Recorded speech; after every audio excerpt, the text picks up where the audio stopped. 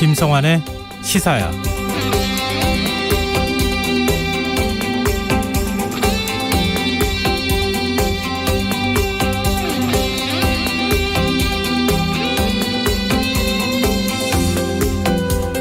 오늘 0시를 기준으로 일일 신규 확진자 수는 1275명.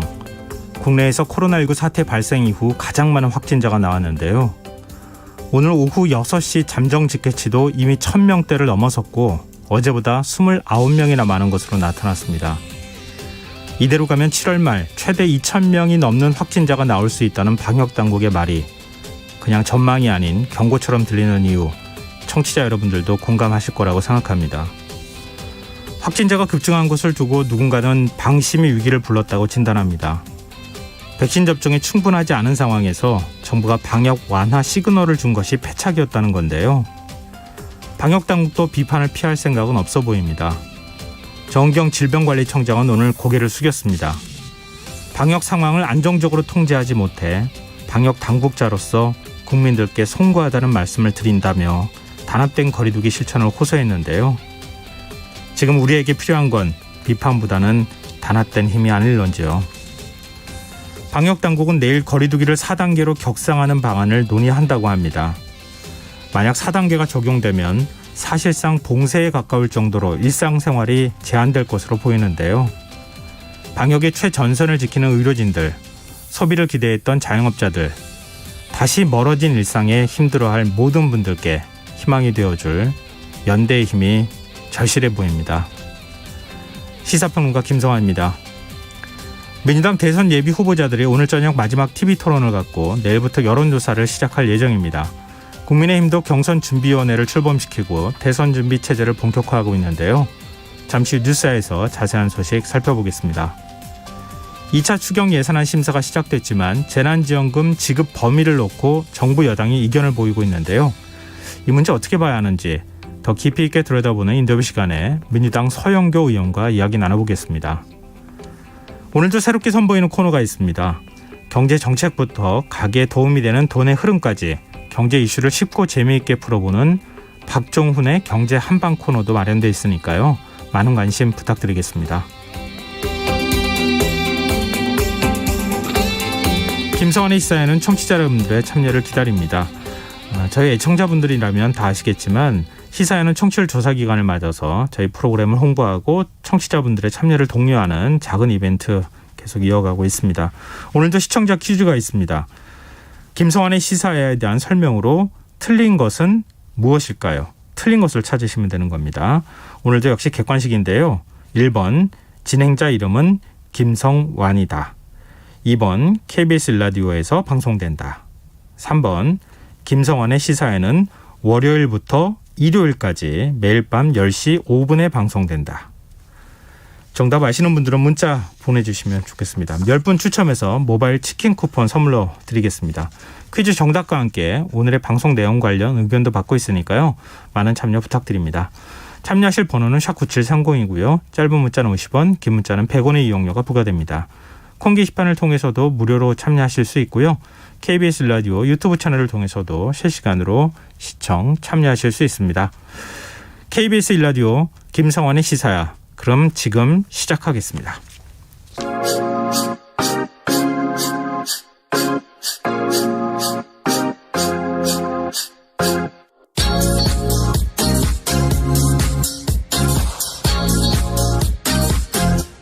KBS 일라디오 김성환의 시사야.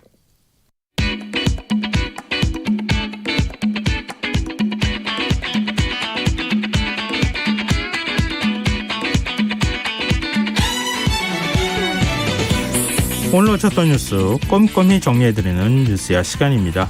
오늘은 곽재훈 프레시안 기자 나와 계십니다. 안녕하세요. 네, 안녕하세요. 네. 오늘 일일 신규 확진자 수가 코로나19 사태 이후 최대치를 기록했네요. 네, 아까 오프닝에서 전해주셨듯이 네. 오늘 중앙방역대책본부는 자정기준 신규 확진자 수가 1275명 늘어서 누적 16만 4028명이 됐다고 밝혔습니다. 신규 확진자 수가 어제보다 63명 늘면서 국내에서 이 코로나19 첫 확진자가 나온 지난해 1월 20일 이후 약 1년 6개월 만에 최다를 경신했습니다. 참 걱정스러운 상황인데요. 지금의 유행 상황이 계속된다면 이달 말에는 신규 확진자가 1,400명을 넘어설 것이다. 이런 예측도 나왔어요. 네, 정은경 질병관리청장은 오늘 정례 브리핑에서 수학적 모델링 결과에 따르면 7월 말 환자는 현 수준이 유지되는 경우 1,400명에 도달한다면서 상황이 악화 시에는 2,140명에 도달할 것으로 예측된다. 이렇게 밝혔습니다. 정부는 상황이 악화될 경우 수도권에 대해 새로운 거리두기 4단계도 검토한다는 방침입니다. 정은경 질병관리청장이 오늘 국민들께 고개를 숙였는데요. 이 방역 상황을 안정적으로 통제하지 못해 국민들께 송구하다. 그러면서도 단합된 멈춤이 필요하다. 이런 점을 강조했어요. 네, 정은경 청장은 오늘 이 브리핑에서 코로나19 사태 최다 확진자가 나온 상황에 대해 사과하면서 국민 개개인의 방역 협조를 재차 요청했는데요. 정 청장은 방역 상황을 안정적으로 통제하지 못해 당국자로서 국민들께 송구하다는 말씀을 드린다면서 지금의 유행을 빠르게 꺾고 사회 전체의 희생을 줄이기 위해서는 다시 한번 단합된 멈춤이 간절히 필요하다고 호소했습니다. 오늘 오후 9시 잠정직계치 나왔습니까? 네, 오늘 자정부터 오후 9시까지 발생 확진자 수가요. 1,179명으로 어제 같은 시간 대비 66명 늘어났습니다. 이에 따라 오늘 최종 확진자 수 집계가 1,200명대 중후반에서 많게는 1,300명을 넘길 것으로 예측이 되면서 네. 지금 오늘 1,275명이 지금 최다치를 경신한 거였는데 네. 내일 하루 만에 다시 이것을 재차 경신할 것이라는 좀 어두운 전망이 나오고 있습니다. 네, 정말 바짝 긴장해야 될 때가 아닐까 싶네요. 그리고 서울의 경우 거리두기 4단계 기준에 부합한 상황인데 그런 만큼 확진자가 지금 많이 나오고 있는 상황이에요. 어느 정도 나왔습니까? 네, 지금 서울 수도권 같은 경우에도 지금 계속 최다 확진자 수를 경신을 하고 있는데요. 그래서 오늘 중앙재난안전대책본부 회의에서 이 수도권에 대해서 선제적으로 거리두기 단계를 격상하는 방안을 검토한다. 이런 논의도 이제 이루어졌습니다.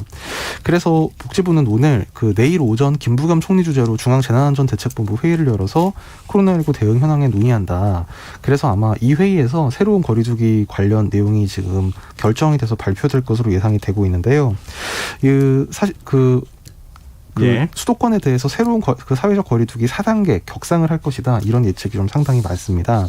4단계로 격상이 되게 되면 오후 6시 이후로는 2명까지만 모일 수 있게 되고 설명회, 기념식 등의 행사는 아예 금지가 됩니다. 또 1인 시위 이외의 집회 행사 등은 전면 금지되고 결혼식과 장례식에는 친족만 참석을 할 수 있게 됩니다. 앞서 김부겸 총리는 만일 앞으로 2, 3일간 상황이 잡히지 않으면 새로운 거리두기 가장 강력한 단계까지 조치를 취해야 할 수도 있다. 어제 이렇게 얘기를 한 바가 있고요. 중앙사고수습본부의 손영래 사회전략반장도 4단계 격상 가능성까지 염두에 두고 수도권 지자체와 매일 회의하며 상황을 지켜보고 있다고 말했습니다. 지금 오후 9시 잠정직계치를 기준으로 서울은 478명, 경기는 366명. 비수도권도 지금 확산세에 들어가서 수도권 비중이 80%가 넘어섰었는데 지금 78.5%. 그러니까 서울의 확진자가 또 비수도권 확진자하고 접촉하면서 전국적으로 지금 확진자가 늘어날 가능성이 있는 상황이다. 참 이걸 어떻게 지금 빨리 좀 둘을 꺼야 할지 여러 가지 좀 방역 당국도 고민이 많을 것 같습니다. 그리고 2학기 전면 등교가 예정돼 있는 가운데 학교와 학원에서도 지금 집단 감염이 이어지고 있지 않습니까? 교육부는 어떻게 하겠다는 건지 혹시 입장을 밝힌 게 있습니까? 네, 오늘 교육부 발표에 따르면 지난 일주일 동안 전국에서 유치원과 초중고교 학생 511명이 코로나19 양성 판정을 받는 등 지금 상당히 확산이 되고 있는데요. 그 교육부 정종철 차관은 이 전면 등교 방침과 관련해서 오늘 브리핑에서 2학기 전면 등교는 사회적 거리두기 4단계 개편안에 맞게 안정적으로 예측할 수 있게 추진하도록 하겠다. 그래서 거리두기 2단계까지는 전면 등교가 가능한 현재 원칙을 유지할 것이다. 일단 이렇게 밝혔습니다. 다만 정 차관은 3단계나 4단계로 감염증 상황이 심각해지는 경우에는 그에 따른 원칙으로 대응하겠다고 덧붙였습니다. 지금 대응 방법은 원칙으로 되돌아가서 방역수칙이 철저히 지키는 것, 거리두기 지키는 것 이거 하고 또 더불어서 지금 백신 접종을 빨리 속도를 내는 거 아니겠습니까? 지금 백신 접종은 어느 정도 이루어졌는지 집계가 어떻게 나오나요? 네, 코로나 백신 1차 접종자는 어제 하루 동안 약 3만 5천 명 늘어나서요. 그 1차 접종자 누계가 예. 1,547만 6,019명으로 전체 인구의 30.1%에 도달을 했습니다. 2차까지 접종을 마친 사람은 그 6만 1,306명이 늘어나서 2차 접종까지 모두 마친 사람을 지금 누계를 내보면 555만 3,120명으로 전체 국민의 10.8%에 해당하고 있습니다. 네, 이제 화제를 좀 바꿔볼까요? 김부겸 국무총리가 오늘 국회 시정연설에 나섰는데요. 재난지원금 지급과 관련해서 지급 범위와 관련한 입장을 밝혔어요. 네, 김부겸 총리는 오늘 국회 시정연설에서 지금 우리에게 필요한 것은 포용적 회복이라고 강조를 했습니다. 김 총리는 이 33조 원 규모의 추경안에 대한 시정연설을 하면서 이 재난지원금을 소득 하위 80%에 지급하는 것으로 추경안이 편성된 데 대해 모두 만족할 수 있는 방법이 있으면 좋겠지만 우리가 가진 수단과 처해 있는 상황이 그렇게 여유롭지 않다는 현실적 제약이 있다 이렇게 설명을 했습니다. 그러면서 작은 차이로 지원금을 받지 못하는 분들도 계실 것이다. 죄송하다. 이해를 구한다면서도 지금 우리에게 필요한 것은 연대와 협력의 정신이라고 강조하고 가족의 삶과 생계에 직접적인 타격을 입으신 분들에게 조금 더 양보해달라고 호소했습니다. 재난지원금 지급 범위도 문제지만 빨리 지금 힘들어하고 어려워하는 분들이 있기 때문에 좀 추경안을 처리하는 것도 중요하지 않겠습니까? 근데 추경 심사를 위한 임시 예결위원장 선출 문제, 여기에 그 선출하는 회의에 국민의힘 의원들이 불참했다는 얘기가 들리네요. 네, 오늘 이제 김부겸 총리가 시정연설을 한 국회 본회의에서 이 예결위원장을 선출을 했는데요. 앞서 여야 합의에 따라서 이 2차 추경 심사 때까지 민주당이 한시적으로 예결위원장을 맡기로 한 그 여야 원내수석 부대표 간의 합의에 따른 겁니다. 그래서 오늘 본회의에서 총투표수 171표 중에 찬석 158표로 이 박홍근 의원이 예결위원장으로 선출이 됐는데요. 다만 국민의힘 의원들은 이 법사위원장직 재배분 등의 입장을 여전히 주장을 하면서 이 표결에는 불참을 했습니다. 지금 이제 추경 심사에 들어갈 수밖에 없는 상황인데 지금 몇 가지 지금 얘기하는 상황에서도 변수가 튀어나오는 거 아닙니까? 그리고 더군다나 지금 코로나19가 확산하는 상황이기 때문에 지금 국민 지원금을 지급을 하면 오히려 소비는 늘 수 있겠지만 확진자가 늘어날 가능성도 있지 않겠느냐, 이런 이제 우려의 목소리도 있어요. 네, 맞습니다. 지금 그런 부분 때문에요. 그 추경의 양대 기둥이라고 할 수 있는 게 이른바 5차 재난지원금 지급, 그 다음에 소비 진작 방안 등인데 네. 이 두 가지가 모두 지금 손질이 좀 필요한 상황이 됐습니다. 당장 그 국회 심사 상황과 맞물려서 지금 4차 대유행 국면으로 접어들었기 때문인데요. 특히 이제 뭐 신용카드 캐시백이나 소비 쿠폰 확대, 뭐 이런 소비 진작 방안 등은 사회적 거리두기 단계가 4단계로 격상되는 이 상황과 좀 맞지 않다, 오히려 반대된다, 이런 지적이 있습니다. 이 정부 여당 측에서도 이 내수 활성화 정책은 좀 시기적으로 조정이 필요할 것 같다, 이런 반응이 나오고 있습니다. 근데 지금 이제 만약에 국회 그 추경 심사 끝나고 난 다음에 본회의 통과하고 실제로 지급되기까지는 좀 시간이 필요하겠죠? 네, 그렇습니다. 물론 이제 추경 같은 경우는 그 어떤 좀 돌발적인 수요에 대응해서 원래 편성하는 예산이기 때문에 빠르게 집행하는 게 원칙입니다만, 뭐 사실 그래서 통과를 시켜놓고 뭐 집행은 조금 시간을 두고 할 수도, 예를 들면 그 감염 코로나19 확산 네. 상황 같은 거를 좀 고려해서 그렇게 좀 여유를 두고 집행을 하려는 방법도 있을 것 같습니다. 그 지금 뭐 그 국회에서 처리 절차가 제대로 진행된다 하더라도 8월은 돼야 사실은 지급이 되지 않을까, 시기상으로 보면 그런 생각이 또 들기도 하거든요. 그러니까 지금 확산세를 좀 빨리 잡아주면 그러면 원래 지금 국회 일정대로 재난지원금 지급할 수도 있겠다, 그런 생각도 들기도 합니다. 예, 그 상황은 좀 지켜봐야 될 것 같고요. 지금 재난지원금 지급 범위, 지금 김부겸 국무총리 80% 원래 당초안을 그냥 계속 하겠다, 이런 뜻을 밝혔는데 민주당은 좀 입장이 다른 것 같아요. 당내 의견이 좀 분분해요. 네, 김부겸 총리도 그렇고 이제 정부에서는 소득 하위 80% 지급안을 계속 고수를 하고 있는데요.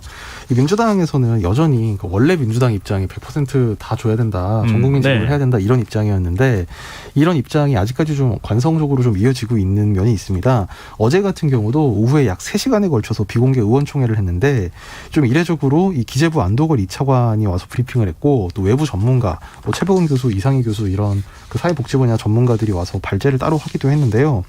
이 비공개 의원총회에서 뭐 백혜련 의원, 또 서영교 의원, 민영배 의원, 이용우 의원 등이 전국민 지급을 해야 된다, 이렇게 주장을 했습니다. 오늘 윤호중 원내대표도 원내대책회의에서 예산은 기재부가 정하면 의원들이 따르는 게 아니다, 토론하고 수기하는 게 민주주의다 하면서 다수 국민의 소외와 박탈감을 해소하기 위해 2차 추경안을 처리하겠다, 이렇게 밝혀서 좀 눈길을 끌기도 했습니다. 민주당 내 논의 상황은 어떤지, 재난지원금 지급 범위 논란을 어떻게 좀 매듭짓는 게 좋을지 잠시 뒤 이어지는 인터뷰 시간에 국회 행정안전위원장인 서영교 의원과 이야기 나눠볼 예정인데요. 많은 관심 부탁드리겠습니다. 지금 여러분께서는 KBS 라디오 김성환의 시사회와 함께하고 계십니다. 계속해서 뉴스야 이어가겠습니다. 민주당 대선 예비 후보들 조금 전에 오후 5시 마지막 TV 토론을 시작했죠. 근데 민주당 대선 경선은 이게 이재명 대 반 이재명 구도가 좀 굳어지는 듯하다. 뭐 이런 얘기도 나오는데 어떻습니까? 네, 뭐 그런 분석이 일반적이고요. 오늘 토론 역시 비슷한 상황이었습니다. 네. 그 이재명 후보에 대한 다른 후보들의 공세가 여전했는데요.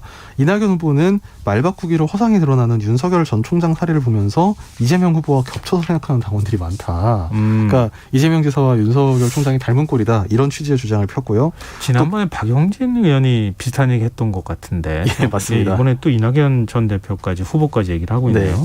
또 이낙연 전 대표는 이 기본소득에 대해 오락가락하는 말씀을 한다면서 또 일부 도덕성의 문제 우려가 있다. 이런 지적도 했습니다. 또 정세균 후보도 기본소득은 가성비가 떨어지고 지속 가능하지 않다. 양극화 해소에 도움이 되지 않는다. 이렇게 이재명 지사의 대표 경향을 비판을 했고요. 또 최문순 강원지사는 이른바 이재명 후보가 그 바지라도 한번 벗어야 되냐라고 얘기한 데 대해서 오늘 그 지적을 하면서 사과를 요구했고, 이에 대해 이재명 후보가 답답해서 한 말이긴 하지만 지나쳤던 것 같다. 사과드린다. 이렇게 사과를 하기도 했습니다.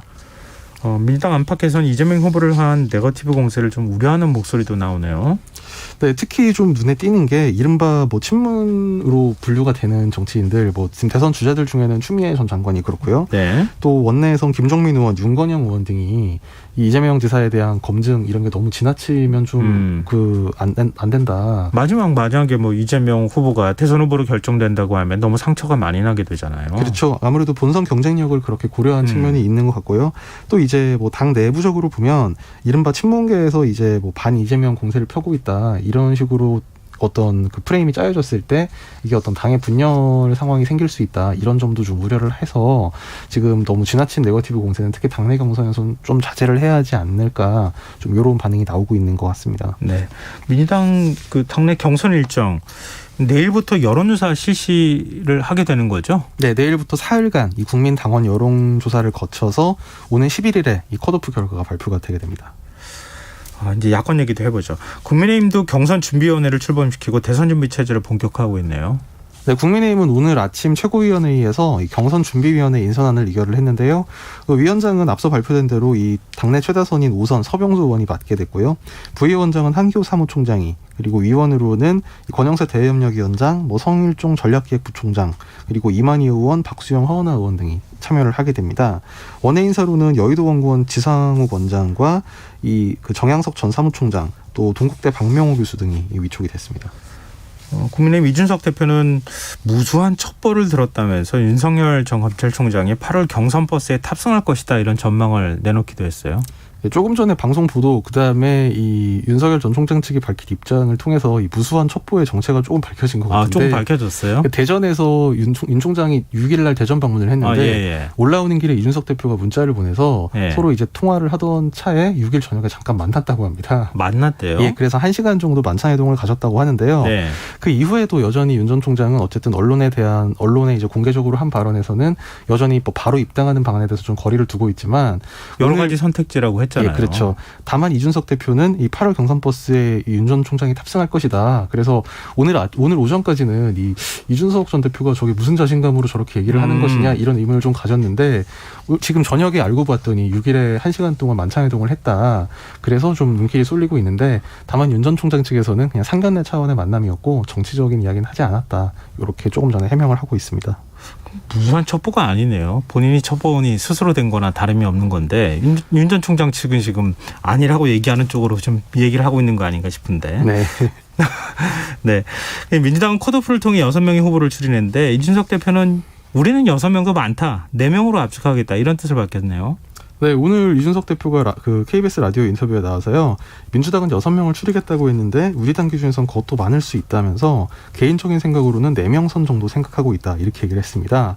특히 자신이 당선이 됐던 전당대회를 예로 들면서 그 전당대회 때 5명의 주자로 전당대회를 치렀는데 생각보다 후보들이 많아서 공약 경쟁이 힘들었다, 이런 얘기도 있었다, 이렇게 얘기를 하기도 했습니다. 민주당의 경우에는 지금 이제 후보 원래 당초 시작은 9명이 토론을 하고 그랬잖아요. 이게 너무 혼란스럽다. 너무 많은 후보가 얘기하니까 저 집중력도 떨어지고 국민의 관심도 떨어진다 이런 지적이 좀 있었잖아요. 네, 그렇습니다. 특히 이제 예비 경선 단계에서 9명이 한꺼번에 토론을 하니까 네. 사실 그냥 각자 자기 주장을 그러니까 사실 사람 수가 9명 정도 되면 상호 토론은 사실 좀 거의 그러네요. 불가능하다고 봐야 될 것 같습니다. 네.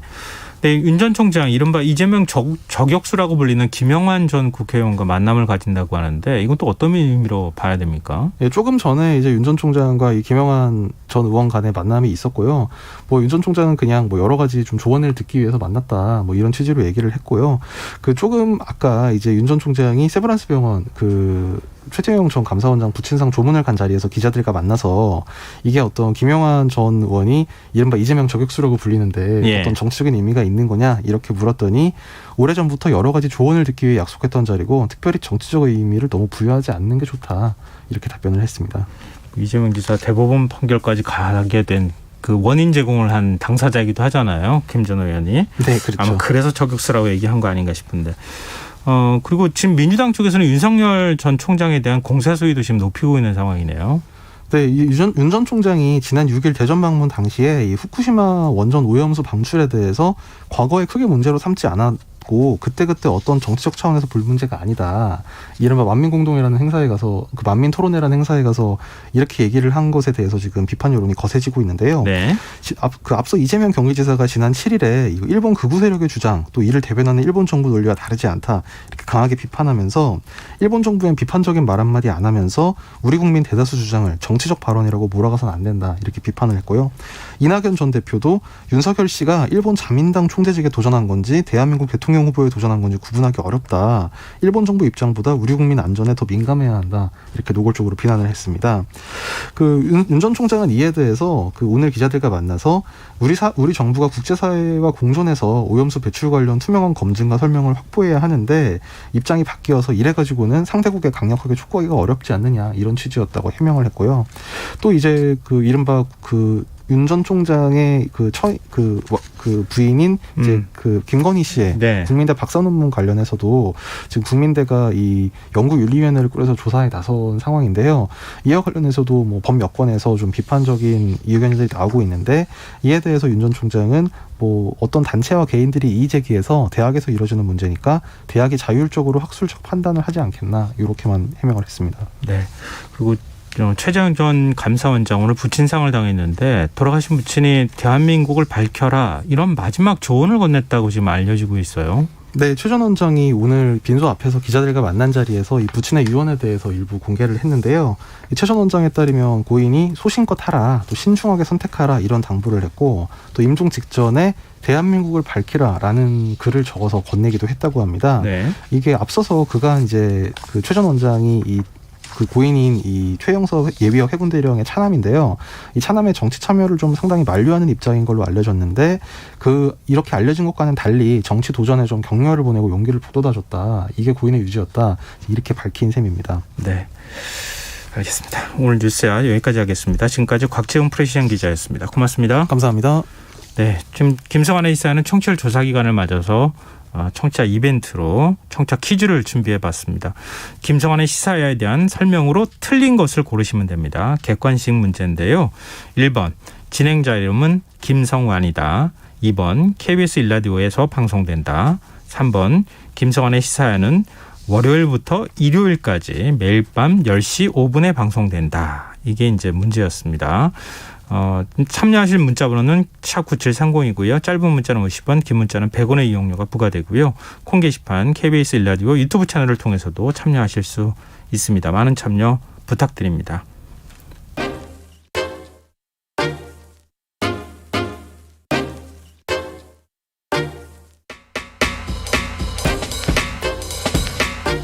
바쁜 당신이 알아야 할 모든 것 여기에 있습니다.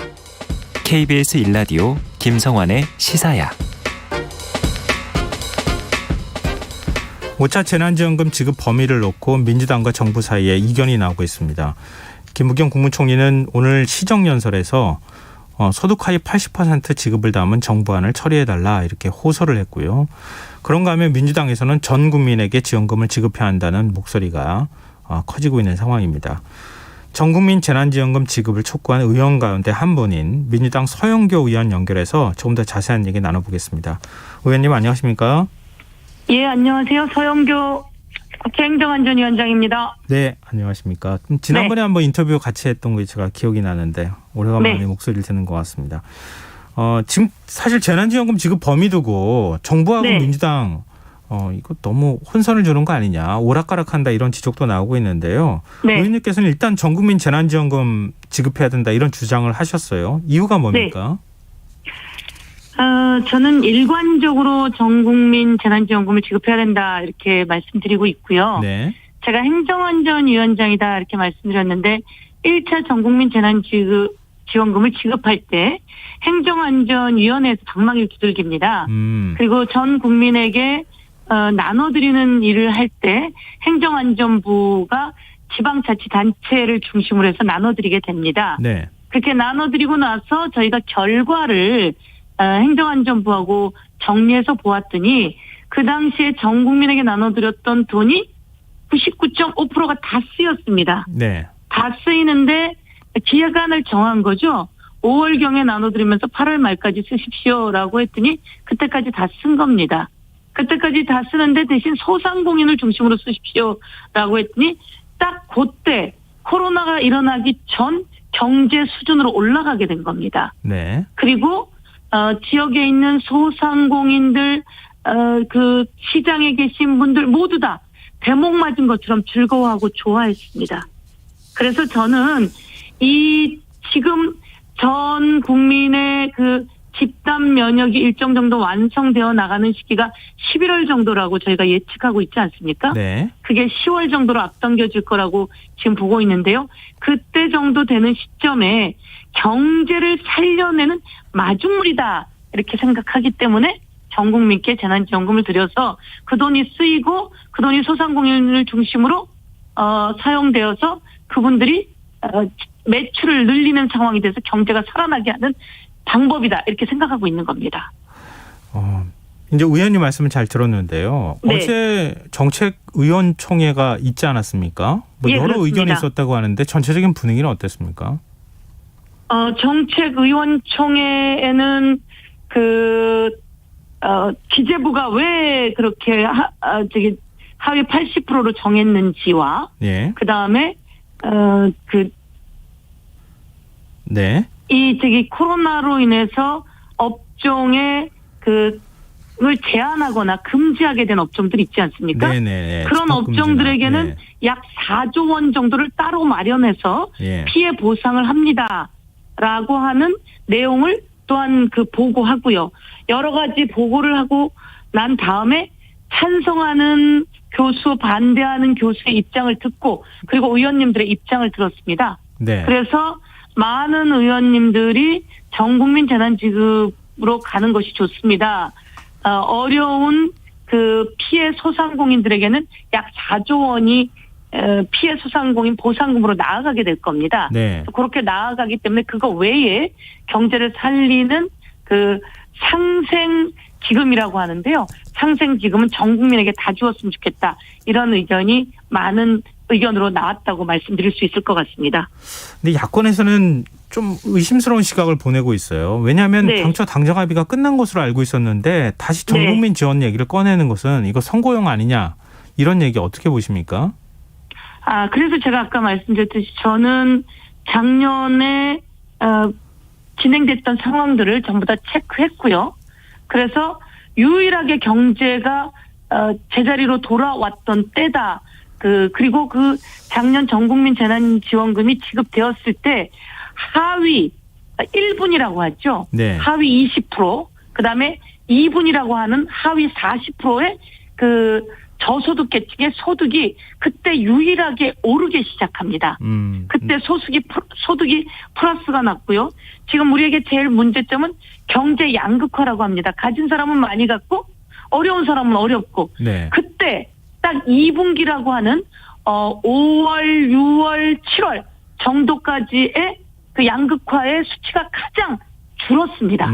네. 그래서 저희는 이것을 완전 과학이라고 보는데요. 네. 그때 통계에 의해서 지금 지난 2차, 3차, 4차까지는 선별적으로 업종 금지 제한 받은 분들에게 두텁게 지원을 하고 네. 이번에는 그렇게 두텁게 지원하는 것은 4조 정도 마련돼서 지원해 드리고 그다음에 하위 20%에겐 또 10만 원씩 더 드리게 또 마련해 놨습니다. 네. 그거를 빼고 나머지는 전 국민에게 드리면 이게 드리는 돈이 전 국민이 그냥 갖고 저금해 두는 게 아니라 언제까지 쓰십시오라고 하는 거기 때문에 경제를 살릴 수 있는 마중물이 되는 거라서 야당이 그렇게 얘기를 하겠지만 그것은 대한민국의 양극화를 해소하고 지금 어려운 소상공인들이 스스로 장사를 해서 돈을 벌어서 제자리를 찾을 수 있는 네. 유일한 기회다 이렇게 생각하는 겁니다. 뭐 요약하자면 선거용은 아니다 이런 말씀이신데. 선거용 아니죠. 예. 근데 지금 선별 지원을 통해 두텁게 지원하겠다. 지금 하위 80%를 계속 김부겸 총리도 얘기하고 있단 말이에요. 네. 근데 민주당하고 지금 생각이 다른 거 아닙니까? 근데 정부가 왜 이걸 이렇게 고집한다고 보십니까? 선별 지원을. 그러니까 상위 소득인 분들에게 지금 이 시기에 지원을 하는 것은 상위인 분들은 일정 정도 나누고 이러면 된다. 그렇기 때문에 하위 80%에게 지원하는 것이 어떻겠습니까? 라고 의견을 내신 것 같고요. 네. 그리고 그것이 일견 맞습니다. 그리고 어렵고 힘든 사람들에게 더 두텁게 지원해야 된다. 이 말이 맞습니다. 그래서 어렵고 힘든 분들에게 더 두텁게 지원하기 위해서 4조가 벌써 마련되어 있습니다. 네. 그리고 하위 20%의 지원을 위해서 또한 마련이 되어 있습니다. 하위 20%에게 10만 원씩 더 지원하는 것으로. 네네. 그런데 이제 제가 드리고 싶은 말씀은 하위 80%에게 지원을 하는 돈이 그 돈이 10조 4천억 정도 됩니다. 네. 그리고 상위 20%에게는 캐시백으로 지원하겠다는 거거든요. 네. 많이 쓰시면 캐시백으로 보답해드리겠습니다. 그게 1조 1천억입니다. 네. 두 개를 합치면 11조 5천억이 되고요. 네. 지난 1차 전국민 재난지원금일 때 기부했던 돈이 3천억 정도 됩니다. 그러면 그걸 다 합치면 11조 8천억 정도 되고요. 네. 그리고 거기에 그 돈들이 쓰이고 나면 다시 세금으로 들어가는 돈까지 다 합치게 되면 전 국민 재난지원금 드리는 비용과 사실은 제가 보기엔 비슷합니다. 그런데 이제 전 국민에게 드린다는 것 자체가 지금 어려운 분들이 있는데 상위에게 드린다는 것에 대한 일정 정도 철학의 차이라고 볼 수 있겠죠. 네. 그래서 당에서 국회의원들이 현장에 다가가거나 아니면 실제로 써보고 그다음에 비용을 추산해 보면 전 국민께 드리는 비용이나 하위 80%하고 캐시보호로 드리고 다시 기부금 받아들이고 세금 받아들이고 이러는 비용이나 비슷하다라고 저희가 다시 한번 제안을 하고 있는 겁니다. 근데 지금 그 절충안으로 소득 하위 90% 안이 나오는 거 이게 당내에서 어느 정도 논의가 되고 있는 겁니까? 90% 안이 나오고 있는데요. 저는 80%랑 비슷하다고 생각합니다.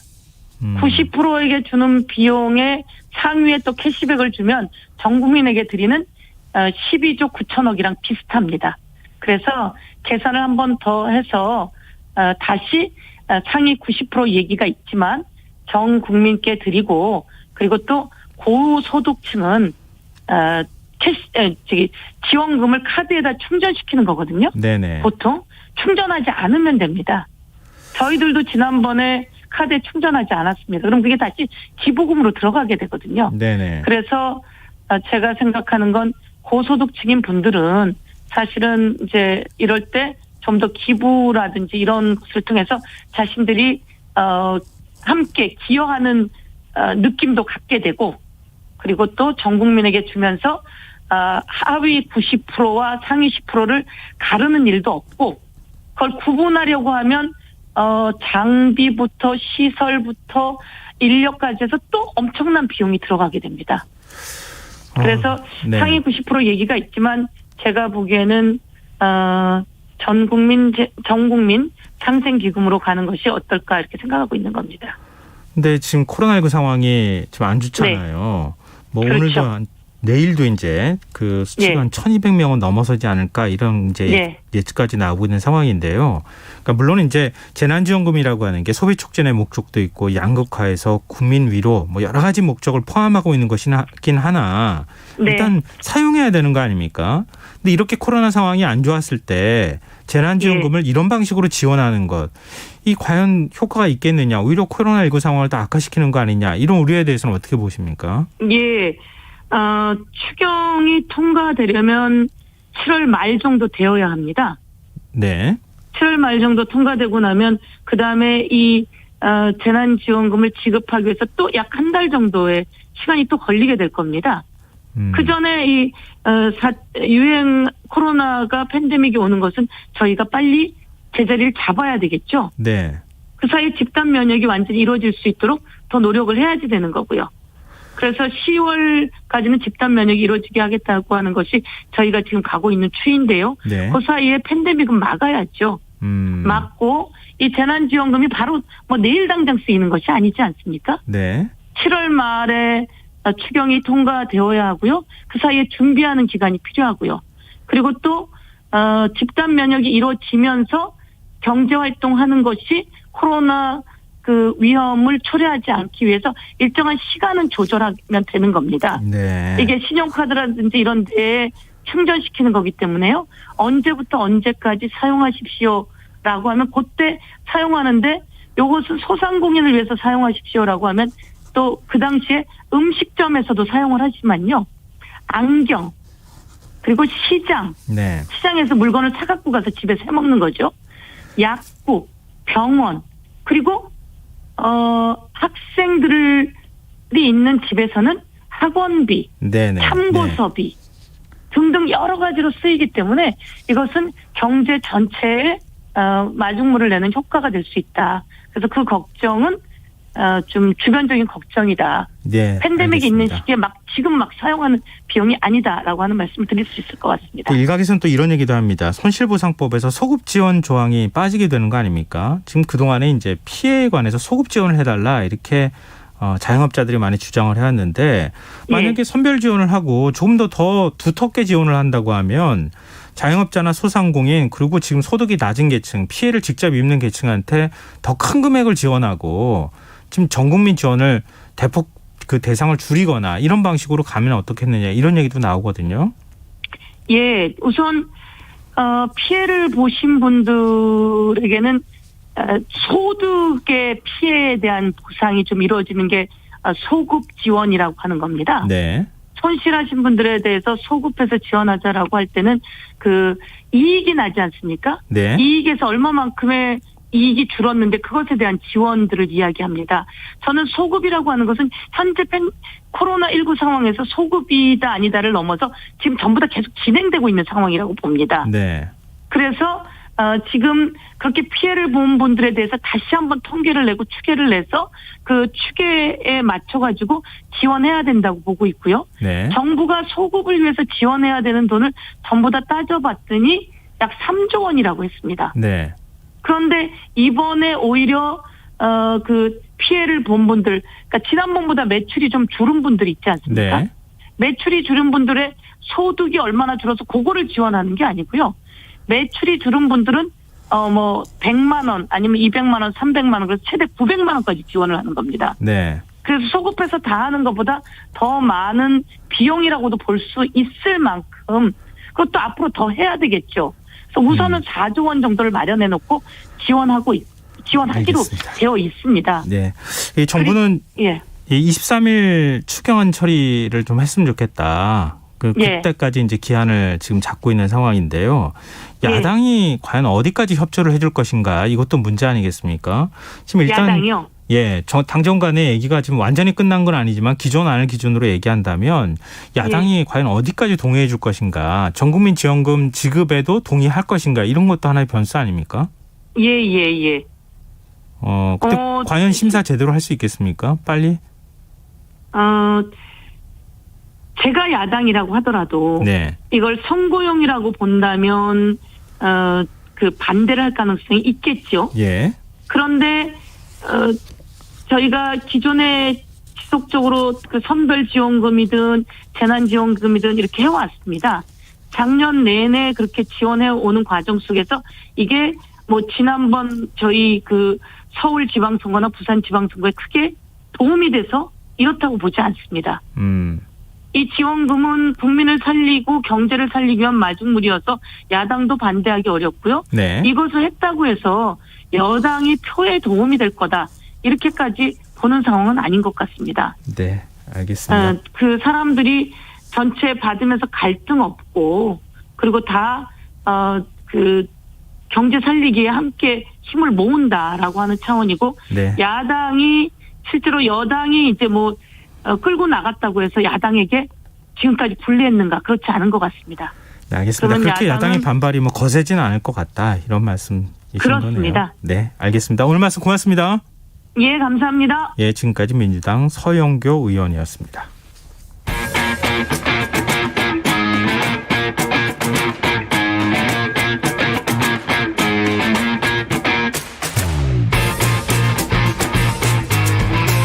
경제정책부터 실물 경제와 투자까지 어려운 경제 이야기 알기 쉽게 풀어보는 시간입니다. 박정훈의 경제 한방, KBS 박정훈 기자 전화로 만나보겠습니다. 안녕하십니까? 네, 안녕하세요. 네, 코너 첫 시간인데요.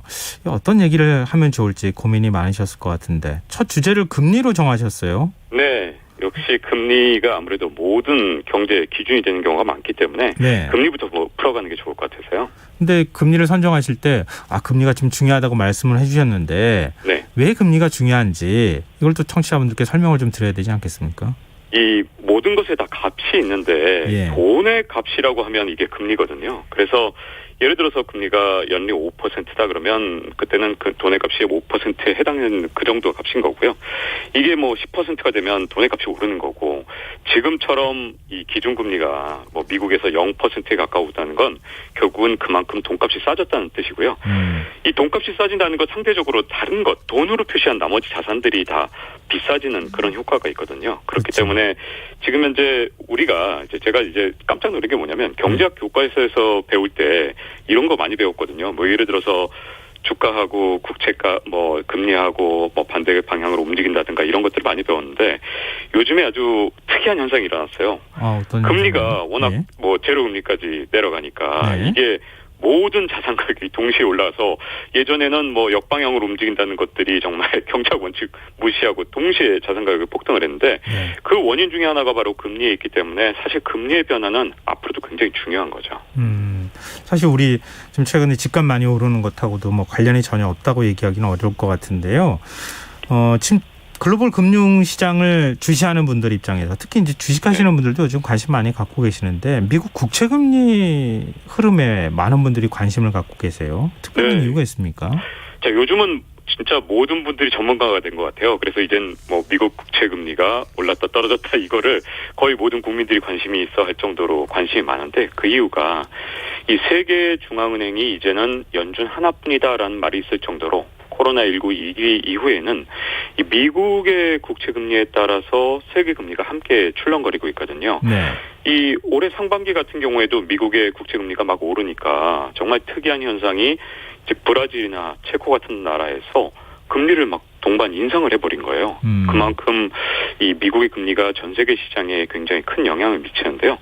우리 한국은행 같은 경우는 기준금리를 안 올려도요. 우리나라 이 금리도 미국 국채 금리를 따라서 같이 대출금리가 올라가기도 하고 하기 때문에 최근 들어서 미국 국채 금리가 어떻게 바뀌느냐 정말 뭐 주식 투자를 하는 분들도 관심 있는 거고 또 앞으로 이 돈의 흐름이 세계적으로 어떻게 움직이는지 또 경제 회복 속도가 세계적으로 어떻게 변할지를 많은 것들을 결정하는 게 미국의 국채 금리이기 때문에 정말 관심이 대중적으로 높아진 것 같습니다. 이렇게 관심을 많이 받고 있는 미국 국채 금리가 상반기에 계속 올랐다가 최근 들어서 급락을 했어요. 네. 왜 그런 겁니까?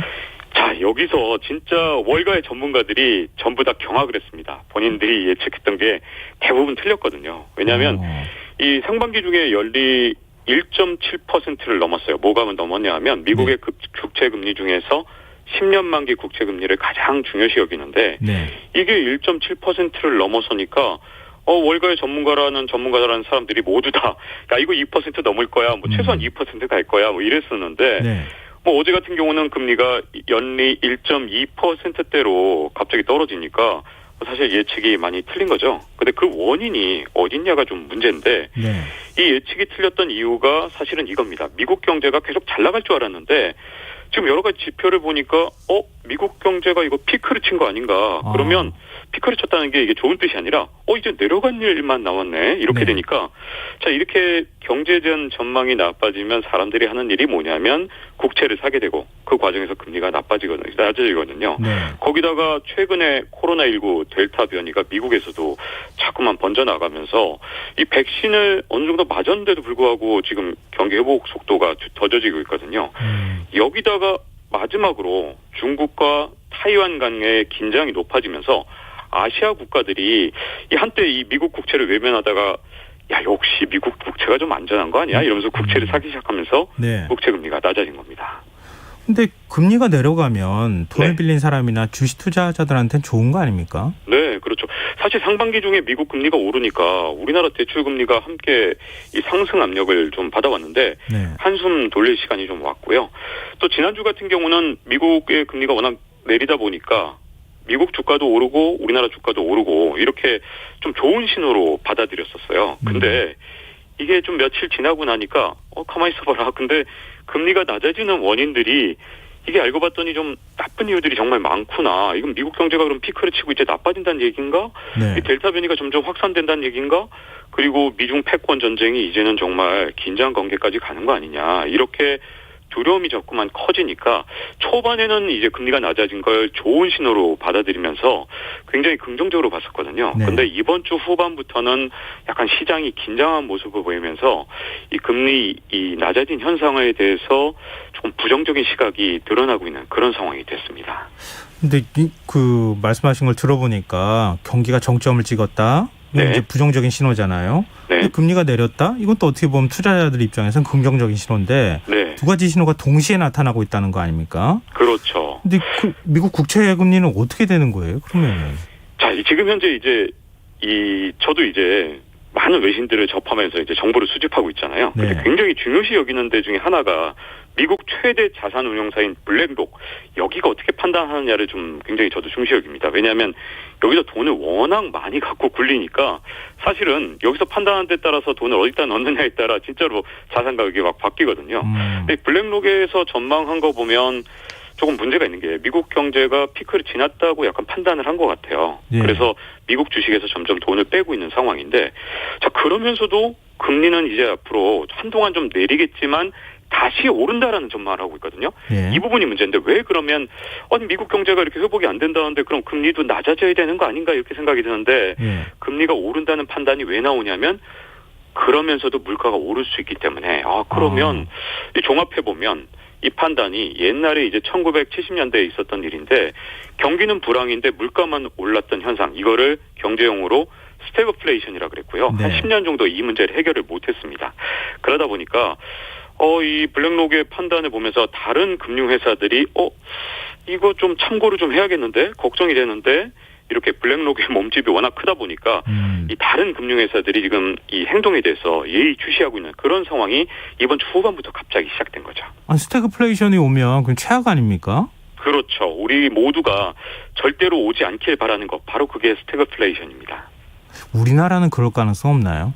자, 우리나라도 지금 고민이 굉장히 많죠. 그래서 사실 이주열 한국은행 총재가 6월 11일에 기준금리 인상 가능성을 시사했는데 아마도 우리도 이제 물가가 자꾸만 들썩거리니까 이거 좀 선제 조치를 취해야 되는 거 아니냐 이런 좀 어떤 그런 발언을 좀 했다고 보고요. 네. 그런데 이게 굉장히 어려운 점이 있습니다. 우리나라가 소규모 개방 경제, 물론 선진국이 됐지만 네. 여전히 규모는 좀 작기 때문에 미국의 연준의 이 눈치를 좀 안 볼 수가 없거든요. 네. 그래서 연준이 어떻게 하느냐 이걸 계속 관찰해야 되는데 지금까지의 이제 공감대, 시장의 공감대가 있었어요. 그래서 뭐였냐면 미국 연준이 8월이 되면 아무래도 테이퍼링을 발표할 거다. 이 테이퍼링이라는 용어가 좀 어려운데 이거 네. 쉽게 말씀드리면 점점 가늘어지다 이런 뜻이거든요. 지금 미국 연준이 지금도 계속 매달 돈을 시장에 풀고 있어요. 지금 네. 얼마 풀고 있냐면 한 달에 1,200억 달러인데 이게 어마어마한 돈이잖아요. 네. 근데 이렇게 많이 풀고 있기 때문에 이거를 이제 좀 줄여나간다. 점점 가늘어지게 할 거다. 테이퍼링을 할 거다. 이걸 8월에 예고를 미리 할 거다라고 모두가 이렇게 얘기를 하고 있었는데 예.